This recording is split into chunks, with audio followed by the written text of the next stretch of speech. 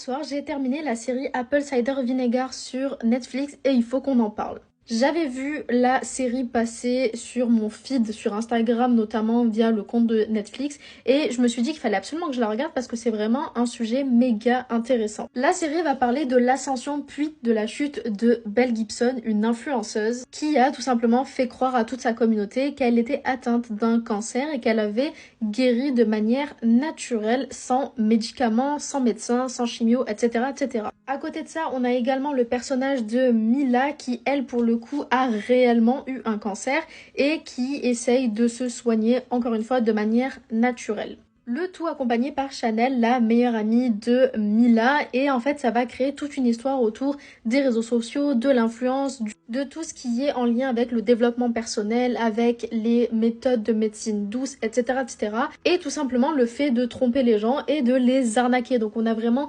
deux histoires différentes entre celle de Belle et de Mila, et on va vraiment suivre les deux histoires en même temps. Par quoi elles sont passées, pourquoi est-ce que par exemple Belle en est arrivée à faire ce qu'elle fait. Bref, il y a plein de choses, mais je ne vais rien vous dire pour pas vous spoiler. La série comporte 6 épisodes d'environ 45 minutes, 1 heure grand maximum, donc en 6 heures c'est bouclé. C'est disponible sur Netflix et franchement je l'ai adoré. C'est un sujet qui à mon sens est ultra intéressant, ultra impactant, sur lequel il faut absolument faire des recherches pour ne pas justement tomber dans des dérives sectaires, parce que c'est de ça dont parle un petit peu la série, même s'il n'y a pas que le côté secte, mais il y a aussi le côté arnaque, même si à mon sens les deux sont étroitement reliés. Et bref, la série est vraiment intéressante, les actrices sont toutes géniales dedans, le jeu d'acteur est très bon aussi. Bref, c'est une série que je vous conseille vraiment de regarder à 2000%, surtout eh bien si comme moi vous êtes intéressé par tout ce qui est développement personnel, par la médecine douce, etc. Je trouve ça intéressant de mettre